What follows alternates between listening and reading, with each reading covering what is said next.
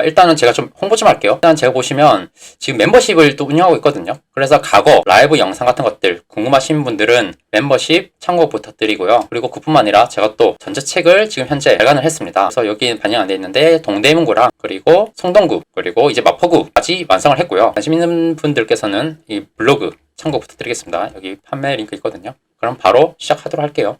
이 청계 채널 중심으로 공소를 연계시키겠다. 메인으로 보시면 될 것 같아요. 그래서 이렇게 제가 표현을 해봤고요. 오늘은 저는 이 장충동 일대랑 이 디지털, 동대문 디지털 플라자 일대, 이곳 일대 이제 집중을 해서 살펴보도록 하겠습니다. 그래서 이거 지금 2030 도시환경 정비 기본 계획이 났는데 박원순 전 서울시장 때 보시면 2025 도시환경 정비 기본 계획을 한번 살펴볼게요.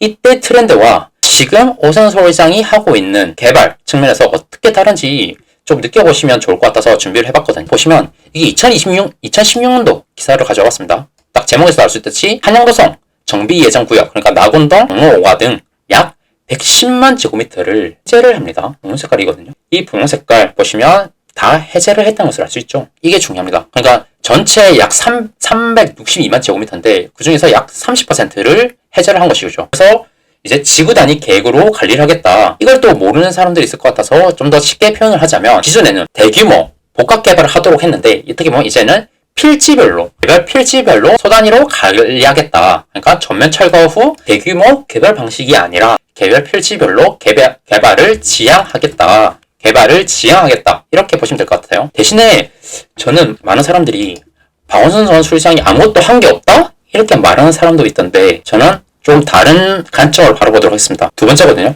바로 이 영등포 대선 재분 공장 일대 정비 예정 구역은 확대를 하죠. 이거 다 아닙니다. 확대를 하는 것이 중요합니다. 그러니까 서울 도심지에 어떻게 보면 힘을 뺐다고 보시면 되겠죠. 중심지를 정비 예정 구역을 해제를 했다. 그래서 지구 단위 계획으로 관리를 하겠다. 대신에 영등포 여의도, 이 여의도 영등포 일대에다가 정비 예정 구역을 확대를 했다. 그래서 저는 사실은 이 중심지 체계, 3도심, 7강역 중심지 이런 것들이 박원순 전 서울시장한테 만들어진 것이거든요. 그래서 어떻게 보면 여의도, 영등포 일대에다가 힘을 좀 준 것이 아닌가 이런 생각을 했습니다. 그래서 박원순 전 시장이 무조건 개발을 안 했다? 이렇게 보시면 안 될 것 같고 좀 개발의 축을 영등포 여의도에다가 좀 줬다 이렇게 생각하시는 게 좋을 것 같아요. 그래서 보시면 나와있죠. 정비사업 예정구역을 확대를 했죠. 영등포 여의도에다가. 그래서 지금 제가 며칠 전에 다뤘던 금융중심 기능을 강화했다. 그리고 또 가산대림, 지식산업센터가 많이 들어가 있는데 가산대림 강역 중심지라든지 성수 지역 중심지, 그러니까 중공업 지역에 이제 산업 지적지 육성을 했습니다. 이게 다 박원순 전 서울시장 때 한 것입니다. 어떻게 보면 지금 중공업 지역, 서남권 일대랑 중공업 지역, 성수동 일대 이제 도심지를 강화했다고 보시면 될 것 같고요. 그리고 대신에 아까 한양도성 도심지 여기는 조금 힘을 뺐다고 했죠. 높이도 지금 90m로 제한을 했죠. 그래서 또 도심 공도화를 막기 위해 가지고 건물을 질 수 있는 지역을 이제 도심 전체로 확대를 했다. 뭐 이런 것들이 있습니다. 이런 것들을 봐주면 될 것 같아요. 그래서 지난 시간에 이런 것들 보시면 이게 생활권 계획 자체가 박원순 전 서울시장 때 나온 것인데 이때부터 계속해서 여의도 일대에 개발을 하고자 하는 것을 알 수 있죠. 그래서 이 강화한 상업지역에 가용지를 복합 개발하겠다. 그래서 지금 MBC 부지 여기도 지금 브라이튼을 개발됐는데 브라이튼 여의도로 개발됐는데 이것도 사실은 박원순 전 서울시장 때 언급되는 것입니다. 특정개발진흥지구, 국제금융중심 위상을 강화하겠다. 이게 다 전 서울시장 때 나온 것이고 오세훈 전 서울시장은 이제 금융특정개발진흥지구 지구 단위 계획구역으로 또 지정하겠다는 것이죠. 그래서 여기도 많은 일반 상업지역을 무료 중심 상업지역까지 종상을 시켜준 것입니다. 엄청난 혜택을 주면서까지 이곳에다가 글로벌 일자리를 만들겠다는 것이 지금 서울시장의 목표죠. 사실은 전 서울시장 때부터 나왔던 것이고요. 그런데 지금 오세훈 서울시장은 주제와 관련되어 있습니다. 한양도성 도심지를 어떻게 보면 왜 제가 서쪽에서 동쪽으로 축이 이동하고 있다 이렇게 언급했는지 알 수 있을 것 같아요. 2040 서울도시 기본계획상의 서울도심부 혁신 방안인 이제 4+1축을 실현을 하겠다. 이게 상위 계획이니까 이것을 실현시키겠죠. 4+1축, 그러니까 이 국가 중심축이라든지 역사문화 관광축, 남북 녹지축, 복합문화축 이것을 실현을 시키기 위해서 정비 예정구역 추가 확대가 필요하다. 이게 바로 2030 도시주거환경 정비 기본에 나왔던 것입니다. 그래서 이렇게 보시면 신규 개발을 300만 제곱미터를 하겠다. 그래서 정비 사업을 확대하고 활성화시켜가지고 종로라든지 중구 약 1240만 제곱미터 이제 1.5배 확대하겠다는 것이고 그래서 강남 도심지 약 1400만 제곱미터 상응하는 중심지로 이 서울 도심지의 경쟁력을 강화하겠다. 이게 주된 목표입니다. 그렇게 이해를 해주시면 될 것 같아요. 그래서 일단은 정비 예정구역을 이쪽을 확대를 일단 했던 것이 중요합니다. 그럼 어디가 확대했냐? 바로 이 동쪽이겠죠, 당연히. 그래서 보시면 을지로 육가 일대, 이 DDP 주변입니다. 그리고 강의동 일대, 그리고 신당동 일대, 동대문 역사문화 공원 주변이라고 보시면 될 것 같고, 이것을 보시면 도심을 활성화시키고 패션, 뷰티 산업 허브를 육성하고자 재지정을 했다는 것이죠. 그러니까 박원순 전 서울시장이 해제를 했는데 오세훈 서울시장이 다시 재지정을 한 것입니다. 이런 키워드를 잘 알아봐 주면 될 것 같아요. 그래서 이 분홍 색깔이거든요. 그래서 이것을 재지정했다는 것이 중요하고, 이 세운재정비 촉진지구 있죠. 세운재정비 촉진지구 동쪽에 바로 이렇게 다 분홍 색깔이 다 지정을 했다는 것을 알 수 있습니다. 그래서 이것도 저는 결국은 2040 서울도시 기본계획에서 언급된 중심지 고도화와 관련돼 있다고 보시면 될 것 같아요. 그리고 또 하나 특징이, 이건 제가 뒤에 설명해 드릴 건데, 기존에는 소단위 정비형이거든요. 이거는 어떻게 보면 조금 개발을 억제한다. 그러니까 대단히 대규모 개발을 하는 것이 아니라 말 그대로 이름에서 알 수 있듯이 소단위 정비형으로 하겠다는 것인데, 이것이 이제 혼합 정비형, 그러니까 일반 정비 방식도 가능한 그 혼합 정비형으로 이제 지정을 했던 것이고, 여기다가 이제 복합 개발을 유도하겠다는 것이 중요하죠. 그래서 뭐 간수동, 을지로 상가, 충무로 일대 여기다가도 복합 개발할 수 있도록 하겠고, 이 뒤쪽에서도 이제 혼합 정비형으로 가능하도록 하겠다.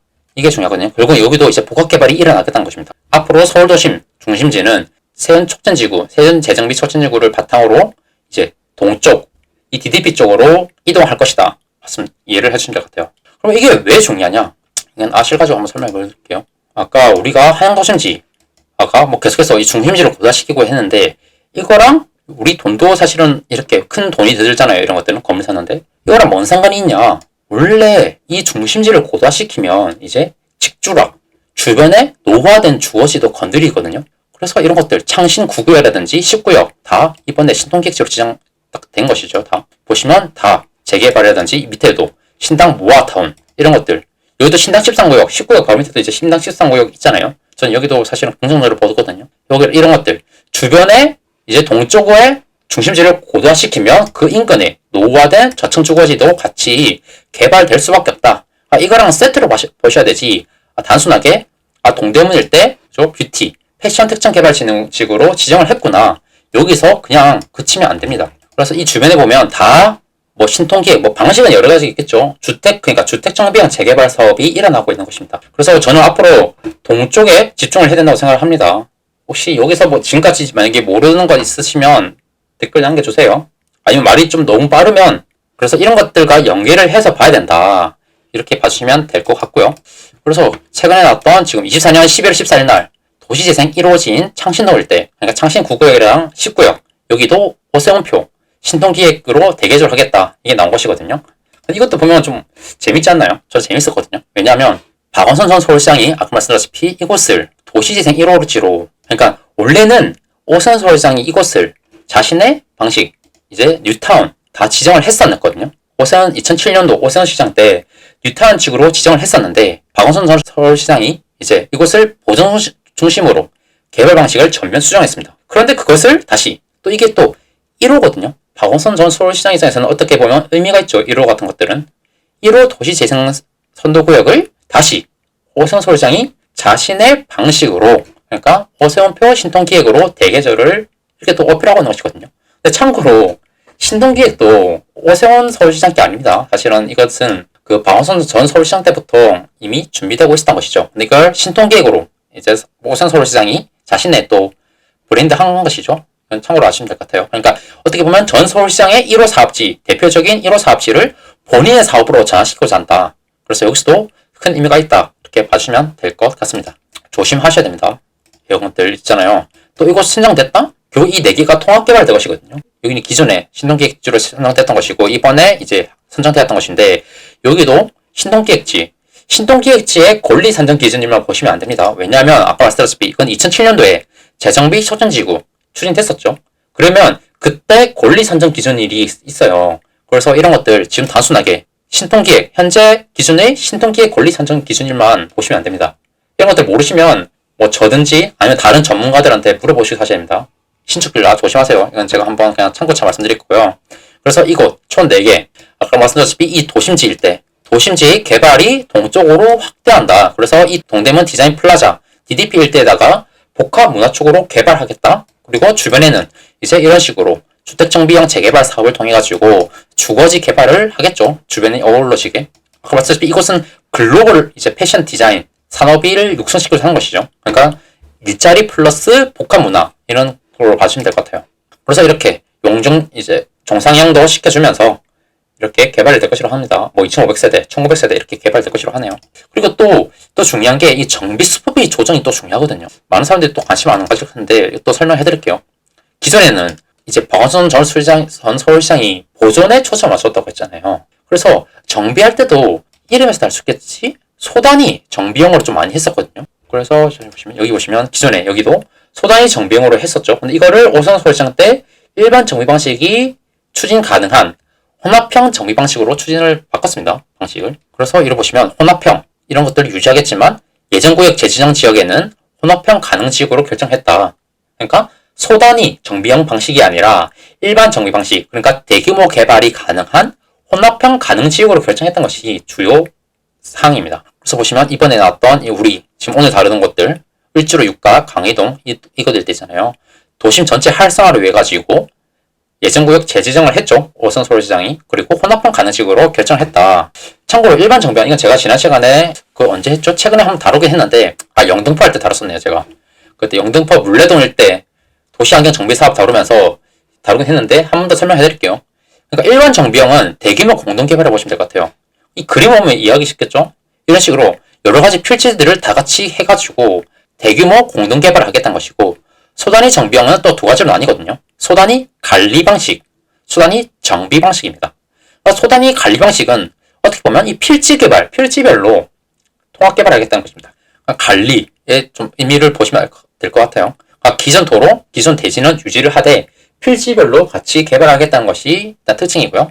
소단위 정비 방식도 일반 정비 방식과는 이제 대규모 공동 개발이라면 이 소단위 정비 방식은 중소규모 공동 개발을 하겠다는 것이고, 보존 정비형은 이제 역사 문화 유산 보존을 전제로 대규모 공동 개발을 하겠다는 것입니다. 혼합형 가능 지역은 이게 말은 여기 없는데 결국은 이런 것들을 다 혼합하겠다는 것이거든요. 그러니까 주요하게 받는 것은 소단위 정비형이 아니다. 일반 정비형도 가능한 혼합형 가능 지역으로 지정을 했던 것이 중요합니다. 다 DDP 주변에 다 있죠. DDP 주교동 오창동인가요? 여기 보시면 강의동 일대. 제가 오늘 다룰 곳은 이쪽입니다. 여기 봐주면 될 것 같고, 사실 이 서울 도심지를 보면 주 용도도 다 정해져 있어요. 이런 식으로 오늘 다룰 곳은 이 세운 재정비 촉진구 여기 어디 있는지 다 아시겠고, 오늘 다룰 곳 이곳이죠. 이 빨간 색깔 좀 더 진한 분홍색은 혼합 상업지역이고요. 그리고 이 좀 연한 곳은 살색깔이죠. 살색깔을 보면 여기는 도심 서비스 지역입니다. 이것이 뭐냐? 도심 서비스 지역은 말 그대로 이제 뭐 업무라든지 상업 지원 시설, 문학, 여가, 숙박 이런 도심 활동을 지원하는 서비스 기능을 유도하고자 한다. 그리고 혼합 상업 지역은 다양한 상업 활동의 유지, 강화 이런 식으로 다 역할이 다 있습니다. 예를 들어서 도심에 필요한 주거 기능 유지하겠다. 도심 주거 지역은 어딜까요? 도심 주거 지역은 이 노란 색깔 여기 다 경희궁자이 있는 것이죠. 경희궁자이랑 이런 것들이 있는 것이고, 이런 것들 다 지정돼 있다. 근데 혼합 상업 지역도 보시면 주거 포함입니다. 주거 포함. 이런 것도 그런 복합 개발하겠죠. 뭐 오피스텔 같은 거. 그래서 이건 아까 제가 앞에 말씀드렸다시피 분홍 색깔 신규 정비 예정 구역으로 지정됐다. 그래서 축들이 점점 동쪽으로 이동하고 있다. 이렇게 보시면 될 것 같고, 이 소단위 정비형 방식이 아니라 다 혼합형 가능지역으로 다 바뀌었죠. 이런 것들.